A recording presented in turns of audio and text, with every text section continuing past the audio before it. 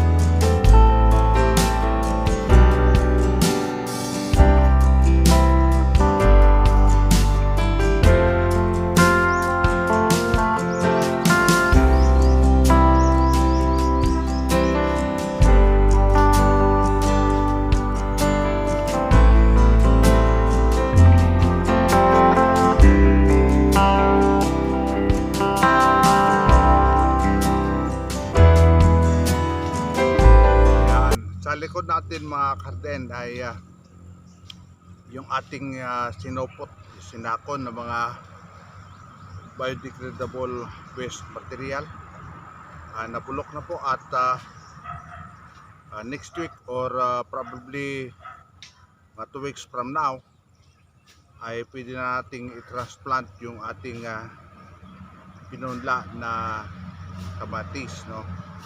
At nagpapasalamat tayo sa Diyos dahil may mga tumubo na ating pinunlang kamatis dahil bumili na tayo ng certified seeds sa isang agricultural supply dahil yung ating unang ipinunla na galing sa ating mga kamatis na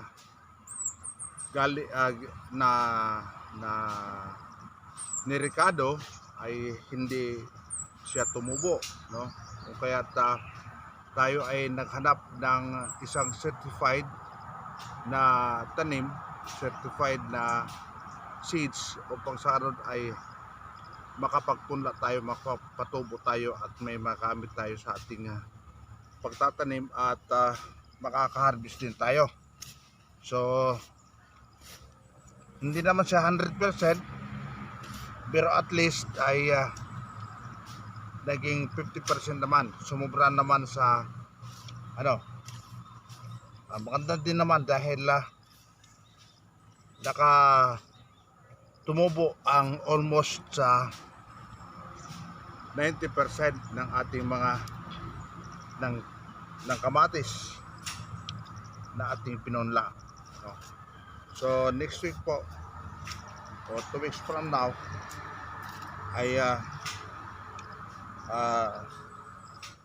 makakapag-transplant na tayo ng kamatis. Yun nga lang, ang ating ipinag-aalala ay madalang na yung buhos ng ulan, hindi katulad nung mga nakaraan na very significant yung buhos ng ulan, no? Halos isang week umuulan. Ngayon nakakaranas na tayo ng mga ilang araw na lumilipas na wala ng ulan, no? At pagka nag-ulan, hindi na siya ganoon kakasan katulad nung mga nakaraan na mga araw, no? So ito yung pinagdadaanan natin na kalagayan ngayon, mga climate change na nangyayari, no?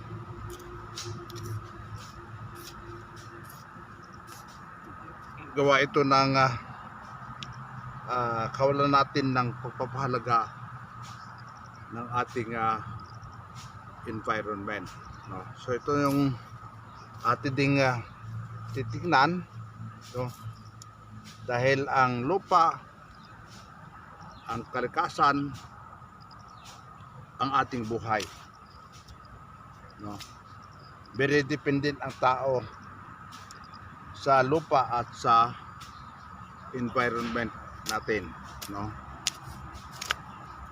Tayo pa naman yung sabi ko nga sa nakaraan ay hindi siya maka-sustain, maka-endure sa mga sacrifices at sa mga struggles, no? Hindi natin alam kung ano ang pangyayari sa ating kapaligiran, hindi katulad ng mga animals na nararamdaman nila, no? Ay yung future na mangyayari katulad nung pagka may dilubyo or may earthquake, may mga languages sa mga animals na pag naintindihan natin, malalaman natin na merong paparting na environmental destruction, environmental phenomenon, kumbaga. So yung ating mga animals, sila yung may ganitong capacity, while ang tao wala. Tayo ay most of the time very dependent sa pangyayari sa o resulta na ng event ng ating kapaligiran. So yan po mga kaharden ang ating feature ngayong umaga.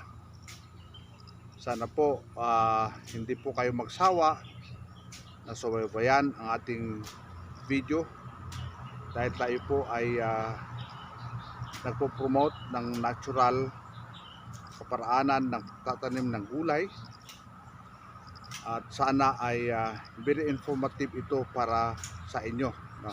At saka yung mga may hilig sa pagtatanim ay mainggan nyo na tayo ay magtanim talaga. So God bless po sa lahat.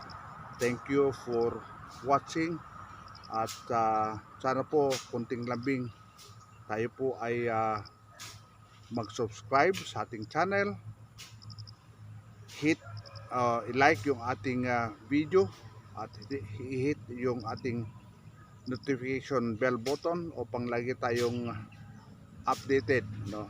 At ganoon din po na mag-leave tayo ng comment sa ating comment section. It's my joy to read your comment. Pwede po tayong mag-raise ng concern about sa natural gardening, or pwede po tayong mag-share ng ating story about sa pagtatanim ng gulay sa natural na kaparaanan. So God bless po sa ating lahat, at happy